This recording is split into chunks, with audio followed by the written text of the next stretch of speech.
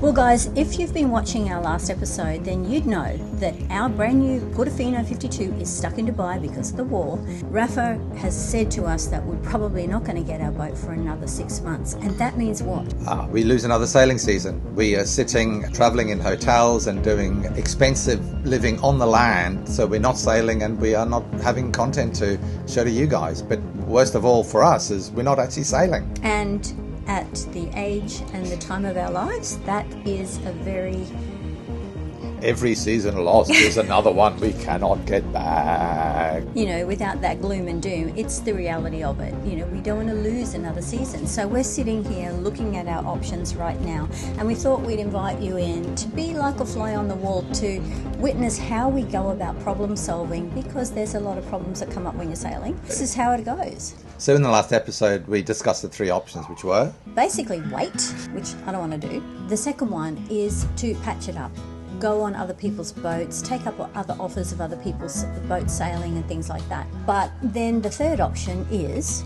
to buy another boat, which is completely absurd on the surface, but we are looking into all these three options practicality wise, because at the end of the day we have to see how it's going to work, what's available and how much it's going to cost and how much sailing are we going to get. And the fourth option that was given to us was run the gauntlet through the Straits of Hormuz. Whoa! I mean, that's brave, people! But what we're going to do is we'll talk about that in more detail later on in the episode. Yeah, so stay tuned for that one. And another option is to charter a boat for 6 months while we're waiting for our Portofino. Yeah, and I mean, obviously chartering boats can be exceptionally expensive, so we thought that would be a killer for it. But also I wasn't actually aware that you could charter boats for that length of time. So we did some investigating, and in French Polynesia, the high season prices are around 19,000 euros per month, which would make it to be over 100,000 euros for 6 months, which is a significant cost.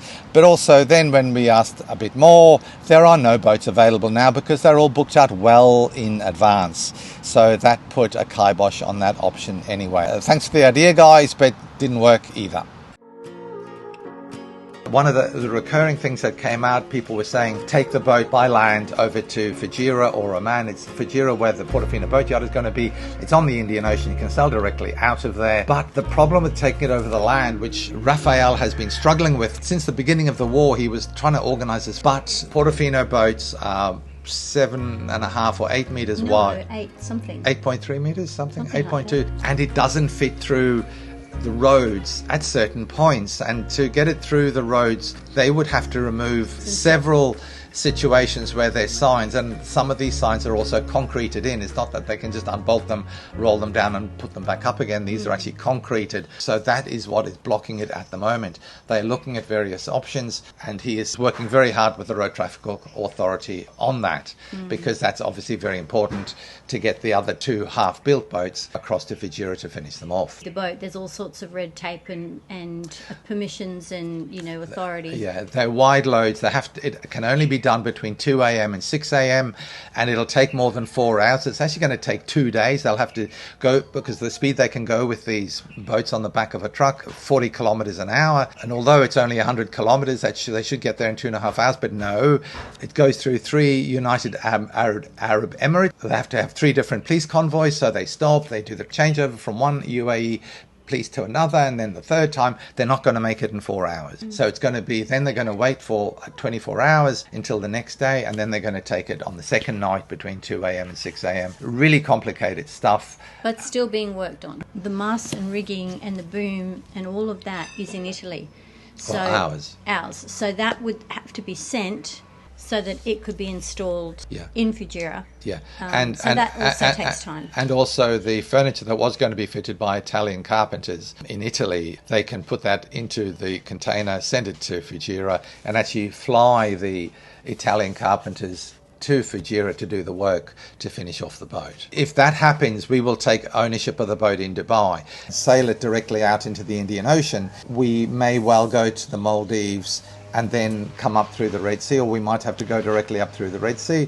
We may turn left and go to Asia. We still want to do more time in the Caribbean, so that is still our main preference. The reality of shipping is that the shipping costs currently from Fugairah to Europe, it's triple, 2.5 to 3 times the price it was before the Gulf War, and even that was elevated after the Houthis. After the Houthis blocked the Red Sea and they reopened it, it took 6 months before the double prices fell down to about 1.5 times price, and the insurances are just astronomical. And there's a backlog of freight as well.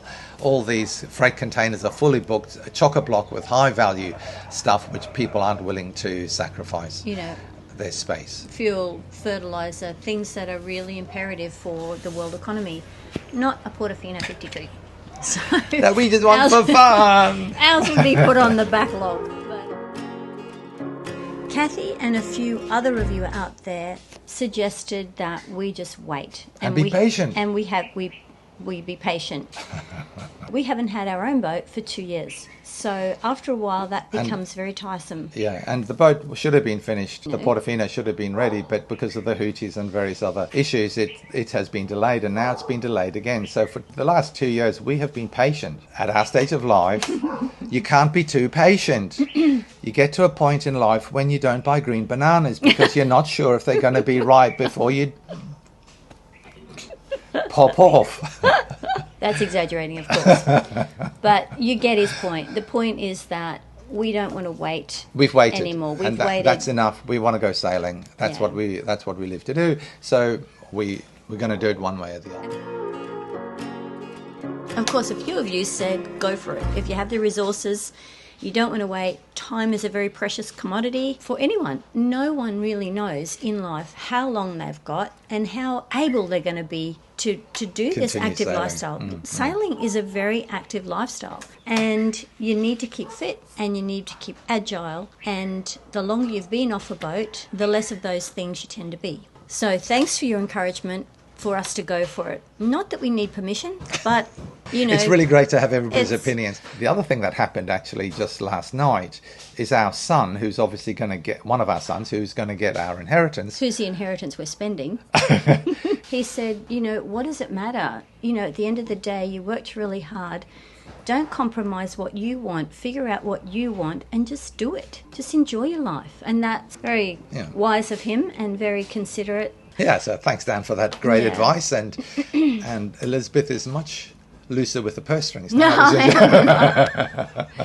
But I guess at the end of the day, this is a different scenario of us just doing a turnaround, waiting for the Portofino. It's not just, we're now not just considering this for one season. No. We're considering this for 3 years with double season sailing backwards and forwards. So it actually enhances our life even more.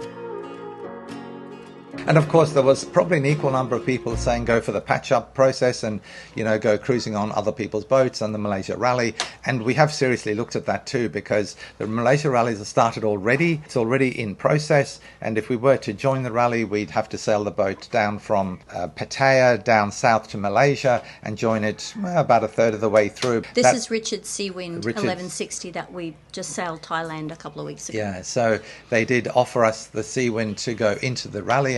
And when we looked into the rally, it's actually quite a long rally. It goes from now all the way through to October, so it's several months of organised functions along the way and cruising in a group. And that is really, really tempting, actually. Very tempting. The reason we've kind of decided against it is we did have our own boat in Indonesia for about 7 or 8 years. So we have sailed Asia for considerable lengths of time. We understand the culture and experience that sort of sailing. And it is wonderful, but we haven't experienced French Polynesia. To the depth that we'd like. And Elizabeth wants French Polynesia. I keep on saying that. It's not all about what I want. He makes out it's all about what I want, but this is... It is all about what she wants. We make mutual decisions. We look at the fors and against, and we kind of go, okay, I get what you want, and you get what I want. And and I suppose now that we're looking at this on a financial basis as well, if we decide to go with option 3 and buy a boat, we should be able to get a boat at a good price. Hopefully the markets won't drop down any further, and that will mean that when we go to resell in a few years' time, in 2 or 3 years' time, the depreciation won't be that great.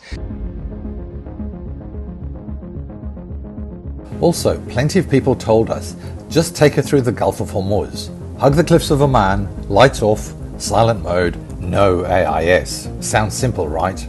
So if anyone out there is keen to do a little night run as a test, you're quite welcome to take your own boat and do it on our boat if you're still alive. We'll watch from a safe distance. But here is the reality. I like being alive. Even if the risk is just 1%, that's a gamble where you lose everything. Because one way or another, the Portofino will get through eventually. But if we don't, if we are gone, or she's on the bottom, then that's a price we are not paying. I guess one thing I'd like to add is we've been sailing for a very long time. John's actually been sailing for about 50-something years, and I've been sailing for about 25. So, and we have sailed, we've had the pleasure of sailing in a lot of different parts of the world. So that makes a difference too, when we don't have to randomly go, okay, well, we're desperate, we'll take this boat, it's in this part of the world, we'll sail there. Because some of these boats that we've been offered, we've done a lot of sailing in those parts of the world. Hair's really nice. Isn't his hair beautiful? His hair's really nice. It's freshly washed. It smells lovely too. Well, the other thing to consider is we had to really work out where would we want to sail while we're waiting for our Portofino in the interim. My take is, French Polynesia. So that's where I want to go back to. No, it's not her take. She said, I want to sail in French Polynesia. I might have said it a little bit like that, but yeah, I do want to sail in French Polynesia because we got a taste last year and I really want to come back. And the other thing is, even when we do get our Portofino, French Polynesia is going to be on the home run. It's going to be years away. Okay, we know where we want to sail. We just have to figure out if we want to sail on other people's boats. And we both figured out that we really don't want to wait. We don't want to wait. Absolutely. Option one, out of the question. We are not waiting another season. We are over this. Seriously over this. It's expensive, it's unpleasant, it's hard work, and it's frustrating. And also it means our lives are being controlled by external factors, which is something that we absolutely don't agree with. Yeah. So we are taking the bull by the horns and deciding how we want to live our life and going forward from that. And now we have to work out, well, how do we do that? And how much is it going to cost? And what are we willing to pay? We're down to two options. We are still considering other people's boats or other trips or things like that, but that's probably not the first choice. The first choice would be we want to be on our own boat, sailing under our own steam. If anything happens to the boat, it's our boat. It's, we're not constantly worried about being on somebody else's boat. That's just how we are. I mean, let's talk about patching it together. Rafa would give us a boat for 2.5 months in the Med. That's lovely, and we really appreciate that enormously. But the reality is we've sailed in the Med for the last 3 years. We want to see new horizons. We want to go and experience a place that we haven't sailed for that length of time, because we know what it's going to be like in Italy. We know what it's going to be like in France. We spent 7 years sailing in France before we bought the Leopard 50. When we want to sail in the lovely places, it's like the Bahamas or French Polynesia is probably the top of our list, isn't it? So either French Polynesia, the Caribbean, or the Bahamas. That's where we'd want to sail right now. Obviously, with the Portofino, we don't know where that's going to be delivered now either, because it is possible that it may not be delivered to Italy. But let's say it is delivered to Italy. Our plan would still be to sail it across the Atlantic in November, December time, sail the Caribbean islands, get up to the Bahamas, winterize the boat and do another season or two in the Caribbean before going through the Panama Canal and going into the Pacific.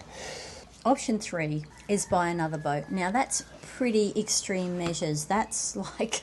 ridiculous, really. Ridiculous, I mean, when we first thought of it, we thought, that's ridiculous. Totally ridiculous. But the type of people we are, we do take risks, but they're calculated risks. So before we take any big risk, we'll sit down and we'll do like a risk assessment.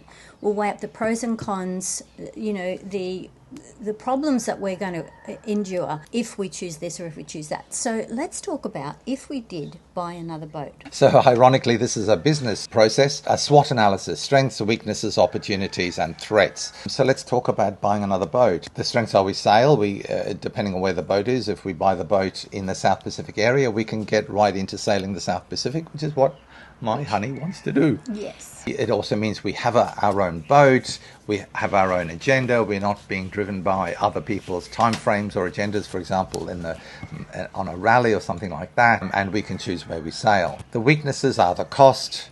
We have to delve into our retirement funds, the risk of losses when we sell. The ongoing costs of having a boat. Of having two boats. Yeah. So by the time the Portofino is delivered, potentially we'll have two boats. The risk is also that global economic markets may collapse further and the cost of boats may go down even more. We wouldn't get our money back. The opposite of that is that the market for second-hand boats is already very low.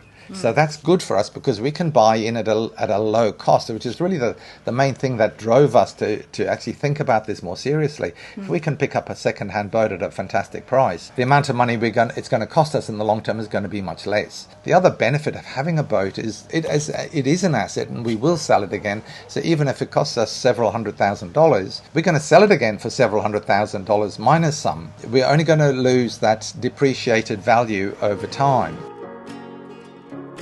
This doesn't mean that we've ruled out our Portofino. That's our dream boat, and we're just treading water waiting for our dream boat to materialise. So this is an interim plan. If we did have a boat in French Polynesia, what will we do when our Portofino is ready? So the choices were put it up for sale, put it on the hard or in a marina and winter it, and the third is to put it into charter, depending on what boat it is and if it's appropriate for charter. So there are our options if we had another boat. Then we started thinking about, okay, well, having done one season only on the French Polynesian boat, would it be enough for us? And that was a question we really had to come to terms with, wasn't it? Well, also we realised that with the Portofino, we're going to be taking the Portofino to the Caribbean. The Caribbean sailing season and the South Pacific sailing season are the opposite. So when we have to put the Portofino out of the water for the cyclone season, we can come and go sailing in the South Pacific on the other boat, and we can actually do 6 months on the Portofino in the Caribbean and then 6 months on the other boat in the South Pacific. So I don't know if the viewers there realise, but when you have a boat, that's your boat, generally your home, you sail the sailing season for wherever you are in the world, but it does come to a time where you've either got to park it in a marina or you've got to, dodge storms or whatever, and often YouTubers will leave the boat and go wherever home is, or leave the boat and go onto land until the start of the next season. Now that might not be obvious because often you have enough footage that rolls over, so it seems like people are on the boat all the time. But in fact, they're not. So in practicality here, this is very exciting because we'll get double seasons of sailing. We'll get 6 months in the Caribbean and then 6 months in the South Pacific, and it'll allow us to catch up for our sailing fixes that we've missed out for the last few years. It actually would turn into a very positive thing for us because we would be able to sail more of the year. So that is a huge benefit for us in the long term, and that would mean this boat, if we were going to buy a boat now, we would keep it for an extended period of time, at least 3 years, really until the Portofino came through the Panama Canal and was in the same hemisphere as the second boat, essentially. We're looking for more performance-based, good sailing boats that perform well, sail upwind when we need them to, and are spacious. My preference would be a sea wind, but that's a whole other thing. Let's talk about that another time. Well, no, I'm going to talk about it now, honey. The sea winds are common in Australia and a few in New Zealand. There are none at all available for sale in French Polynesia. And when we've been looking, they're also at higher prices because the sea winds hold their value so well. So that's another consideration. Do we pay more now for a boat like a sea wind, or do we pay less for a boat and get more depreciation over time? The other boats we'd consider would be a boat like a Nautica, which are good performing boats, almost as good as sea winds, but not quite. The other ones we've thought about are the Excesses. They're sold as performance boats. They're actually just a lagoon with less weight. So they don't sail upwind nearly as well as the Nautics or the sea winds. And so we've now scrubbed them off the list as well, unfortunately, which narrows our field down. We obviously then made a list like we did with the Portofino. What were we prepared to put up with? What were we prepared to compromise? And come up with a few brands that we really like, that we think for this time of our journey, they would be good boats. And also the lower price bracket, we don't want to spend a lot of money, so it really rules out the Outremer's, the HH's, the Balances, etc. This is our second boat. This is our holiday home. So French Polynesia, Fiji, Tonga, around the South Pacific is a convenient place to be for us. So we hop on a plane and we fly here. The other logistical issue is, depending on where we buy the boats, they're going to depend on how we sail this 5 or 6 months of this year. We're already kind of eating into the start of the season, which is a concern for us. And if it's going to take another month to make a decision and buy a boat and get the boat, we're down to one less month in this season. So we are actually wanting to get our skates on and get this thing happening. If we bought the boat in French Polynesia, whoopie-doo, we sail here, it's easy. If we bought the boat in somewhere like New Zealand or Australia, well, West Australia, yeah. New Zealand first, we have 1,000 miles to sail. Reasonably easy sail as long as the weather's not unpleasant, but it's freezing cold in New Zealand. So you have 3 days of really cold weather sailing until you get up into the tropics, and then you get nice weather and you sail to Fiji. It takes about a week. If we bought a boat in Australia, it's at least 2,000 miles to get to Fiji, and it's harder sailing because there's more upwind, so that is even worse. And we've also seriously considered Vietnam. You'd be sailing directly into the wind all the way, and that would be really, really difficult. So the practicalities is, if we had a normal visa, it would permit us to stay for 3 months in French Polynesia, but then we'd have to get out for 3 months, just like in Europe. If we bought a boat in French Polynesia, we could sail French Polynesia first for 3 months, and then we could leave and go to, say, Tonga or the Cook Islands or Fiji and sail for 3 months around then. Then our time would be up, so we could come back to French Polynesia to either winter the boat or to do more sailing, depending on what season it is. But still, it's a long way. It's a significant sail, and if we're coming back from Fiji to French Polynesia, it's against the trade wind, so that would be harder sailing. It would be like a delivery much more challenging sailing. Yep. But if we bought the boat in New Zealand, we'd sail it to Fiji, spend 3 months there, then sail to French Polynesia for 3 months. That is the pros and cons and the different considerations. Thanks very much for all your advice. Excellent ideas, and we really appreciate that. Okay guys, so with all that extra information about those different options, we would like to get your vote on it, just with a number. So 1, you think we should wait, 2, we should patch it up, 3, we should buy a second boat, and 4, we should run the gauntlet. What do you think, guys? Let us know by just putting that number into the comments. And if you're new here, guys, like, subscribe, because you don't want to miss out on all the exciting stuff that's coming up, because there is a lot of exciting stuff coming up. And we'll see you next week, guys. Bye from us. And as always, a big thanks to our Patreons who support the Tough Minds program, which is continuing to make a big difference and save lives around the world every single day. So, we'll see you in next week's video.